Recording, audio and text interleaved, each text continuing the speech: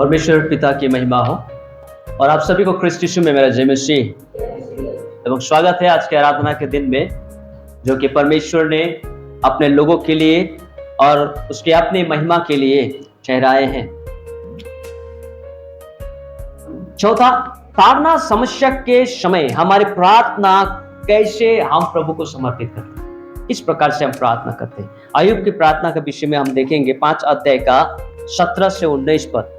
परमेश्वर के नाम की महिमा हो। अय्यूब यहाँ परमेश्वर को धन्यवाद देता है। अय्यूब यहाँ प्रार्थना करता है, कहता है, देख क्या ही धन्य है वो मनुष्य जिसको परमेश्वर ताड़ना देता है। क्या है वो आशीषित वो लोग जिसको परमेश्वर ताड़ना देता है। इसलिए तू सर्वशक्तिमान की ताड़ना को तुच्छ मत जान, क्योंकि वही घायल करता और वही पट्टी बांधता है, वही मारता है, वही अपने हाथों से चंगा भी करता है। हालेलुया।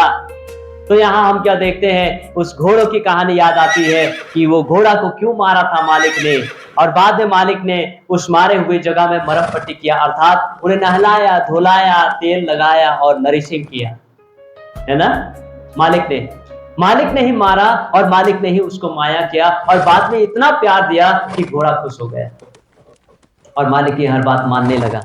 तो यहाँ पर अय्यूब कहता है कि जब हमारे जिंदगी में ताड़नाएं आती है, समस्याएं आती है, विपत्तियां आती है, घटी कमी आता है, रोग बीमार आती है, तो उसे हम परमेश्वर की ताड़ना समझ ले और परमेश्वर की ताड़ना को हम तुच्छ ना समझे, हम उसे घृणित ना समझे, हम उसे छी कष्ट तो हो, ये दुख आता जाता ही ज्यादा ना हो, है ना।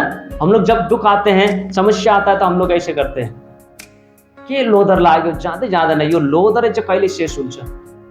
तो परमेश्वर को ताड़ना ले चाहिँ हामी लोदर नभनौँ भन्छ वचनले भन्छ। हामी लोदर नभनौँ, तर परमेश्वर को ताड़नालाई स्वीकार गरौँ र परमेश्वरलाई धन्यवाद चढाउँ। गर्न सक्छौँ हामी गर्न सक्छौँ। क्या हम कर पाएंगे? यदि कर पाएंगे तो हम अय्यूब के समान गिना जाएगा, क्योंकि वही घायल करता, वही पट्टी भी बांधता, वही मारता भी है और वही चंगा करता है, वही परमेश्वर है। इसलिए हमें हर परिस्थिति में परमेश्वर को धन्यवाद देना नहीं भूलना चाहिए। प्रेरितों के काम 9 अध्याय 8 से 11। जब दमिश्क के रास्ते से संत पौलुस, उस समय संत पौलुस नहीं था, शाऊल था। जब दमिश्क के रास्ते से शाऊल क्रिश्चियन लोगों को, विश्वासी लोगों को सताने के लिए रोमी अधिकारी पत्र को लेकर के वो जा रहे थे, विथ अथॉरिटी, है ना, विथ गवर्नमेंट अथॉरिटी के साथ वो जा रहे थे। और दमिश्क के रास्ते में क्या हुआ, प्रभु यीशु मसीह का उसका दर्शन हो गया। क्या हो गया? मुठभेड़ हो गया। और जब प्रभु यीशु मसीह का मुठभेड़ हुआ, तो प्रभु यीशु मसीह जब उसके सामने प्रकट हुए, तो इतनी बड़ी ज्योति थी, इतनी बड़ी चमक थी कि वो देखते ही उसकी आंखें अंधे हो गए, दोनों आंखें अंधे हो गए और वो देख नहीं पाया। दोनों आंखें अंधे हो गए और वो देख नहीं पाया। और उसने पूछा, प्रभु तू कौन है? तो यीशु ने जवाब दिया कि मैं यीशु हूं जिसे तुम सताते हो, जिसे तुम ताड़ना देते हो। तो उसने कहा, नहीं, मैंने तो कभी यीशु को ताड़ना नहीं दिया। यीशु ने कहा, तुम मेरे लोगों को सताते हो, तुम मुझे सताते हो, तुम मेरे लोगों को सताते हो तो तुम मुझे सताते हो। वहां पर वो अंधा हो गया, और अंधा होने के बाद में क्या हुआ, वो आगे जाने लगे और उसे कुछ दिखाई नहीं दिया, और वे उसका हाथ पकड़ के दमिश्क में ले गए, और वह 3 दिन तक ना देख सका और ना खाया ना पिया। क्या किया? वो अंधे हो गए, यीशु का दर्शन पाया, और जैसे यीशु का दर्शन पाया, वो अंधे हो जाने के बावजूद जहां उनको लेके गया था, जिस कमरा में उसे रखा था, वो 3 दिन तक न खाना खाया, न पानी पिया, न तो उसने देख पाया, बल्कि 3 दिन तक वो प्रार्थना करते रहा। क्या करते रहा? शाऊल प्रार्थना करते रहा। और उसके बाद हनन्याह को प्रभु यीशु ने दर्शन देकर कहा कि जाओ, वहां एक व्यक्ति 3 दिन से प्रार्थना कर रहा है, उसके पास जाओ। और जब हनन्याह वहां गया और उसके सिर पे हाथ रख के प्रार्थना किया और बपतिस्मा लिया, तो उसकी आंख से जो चोंटा निकली, और वो चोंटा निकलने के बाद में वो शाऊल फिर देखते गए। शाऊल पे देखते रहे। तो शाऊल के जीवन में भी हम देखते हैं, जो पाउल बाद में हुए, शाऊल के जीवन में भी हम देखते हैं कि जब वो अंधे हो गए, जब वो उसकी परिस्थिति विकट हो गई, तब उसने जाना कि ये यीशु है जो मुझे दर्शन दिया है और मुझे चंगा भी यही करेगा। और वो 3 दिन तक फास्टिंग प्रेयर की, 3 दिन तक फास्टिंग प्रेयर किया, प्रभु से प्रार्थना की। तो ये वचन हमें ये बताना चाहता है, क्या हम ताड़ना और समस्या के घड़ी परमेश्वर से प्रार्थना करते हैं, उसका धन्यवाद करते हैं। लूका रचित समाचार 22 का 41 से 44 में भी हम उसी बातों को पाते हैं। अंत में देखेंगे, परमेश्वर पर पूर्ण भरोसा, विश्वास तथा समर्पण हमारे जीवन में उस ताड़ना के घड़ी होने की आवश्यकता है। फिलिप्पी 4 अध्याय का 6 पद, फिलिप्पी 4 का 6। किसी भी बात की चिंता मत करो, परंतु हर एक बात में तुम्हारे निवेदन, प्रार्थना और विनती के द्वारा धन्यवाद के साथ परमेश्वर के सम्मुख प्रस्तुत किए जाएं। और पहला पत्रस 5 का 7, सारी चिंता उसी पर डाल दो क्योंकि उसको तुम्हारा ध्यान है। तुम इस परिस्थिति में हो, तुम्हारी परिस्थिति खराब है, वो जानता है। यीशु ने कहा है मत्ती रचित सुसमाचार 6 अध्याय 33 और 34 पद में, ये पहले तुम परमेश्वर के राज्य और उसके धर्म की खोज करो, तो ये सब दूसरे दिन तुम्हें मिल जाएंगी। अतः कल की चिंता ना करो, क्योंकि कल का दिन अपनी चिंता आप कर देगा। आज के लिए आज ही का दिन बहुत है। यस, आप हमारे और आपके जीवन में जब दुख, समस्या और ताड़ना आती है, तो हमें परमेश्वर के पास ही जाना चाहिए। उसके अलावा हमारे पास कोई चारा नहीं है, कोई उपाय नहीं है, और परमेश्वर से ही प्रार्थना करना चाहिए। क्योंकि अय्यूब ने स्पष्टीकरण दी है कि घायल करने वाला भी वही है, मलहम लगाने वाला भी वही है, अर्थात पट्टी लगाने वाला भी वही है, मारने वाला भी वही है और जीवन देने वाला भी वही है। हमारे लिए दूसरा कोई ऑप्शन या उपाय नहीं है, कोई मार्ग नहीं है। इसलिए यदि हम व्यथा में हैं, तकलीफ में हैं, कष्ट में हैं, बीमार में हैं, या कटी कमी में हैं, या किसी के कारण से हमें समस्या हो रही है, हमें परमेश्वर से प्रार्थना करना, धन्यवाद देना नहीं छोड़ना चाहिए। हमें कंटिन्यूसली और भी अधिक, पहले से भी ज्यादा होना चाहिए, प्रार्थना में लगे रहना चाहिए, क्योंकि वह हमारी परिस्थिति को जानता है। पत्रस के पत्री के अनुसार वह हमारी परिस्थिति को जानता है, इसलिए सारी बातें हम उसके हाथों पे समर्पित करते हैं। हम अपने लिए ज्यादा चिंता न करें, परंतु सारी चिंताएं परमेश्वर के हाथ में सौंप दें, क्योंकि उसको हमारी फिक्र है, उसको हमारी फिक्र है।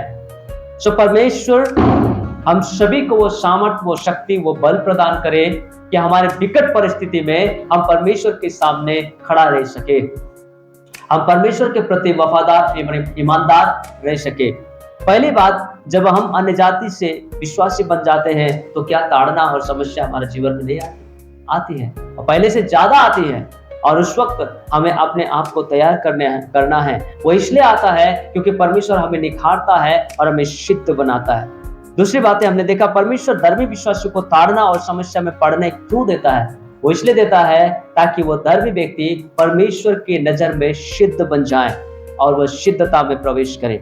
तीसरी बात, क्या हम ताड़ना समस्या के समय निष्फिक्र और निश्चित रह सकते हैं। परमेश्वर का वचन कहता है तुम निष्फिक्र रहो, निश्चित रहो, क्योंकि परमेश्वर को तुम्हारा ध्यान है। चौथी बात, ताड़ना के समय हमारी प्रार्थना कैसे होती है, ये कैसे करना चाहिए। उस समय हमारी प्रार्थना ये नहीं होना चाहिए कि प्रभु आप सब कुछ जानते हैं इसलिए सारी बातें आपके हाथ में लाते हैं।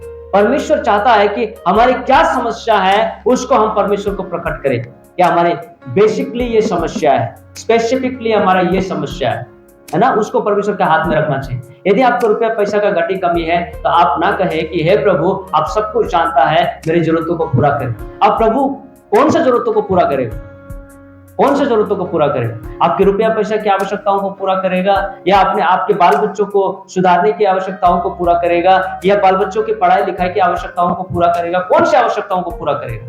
परमेश्वर के सामने क्रिस्टल क्लियर होना चाहिए, बिल्कुल क्लियर होना चाहिए।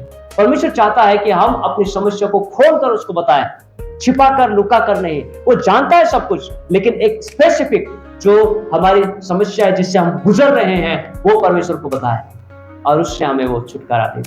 इसलिए हम हर एक व्यक्ति को जिसे वो प्रार्थना के लिए हमें निवेदन करते हैं, नाम पूछते हैं। क्यों नाम पूछते हैं?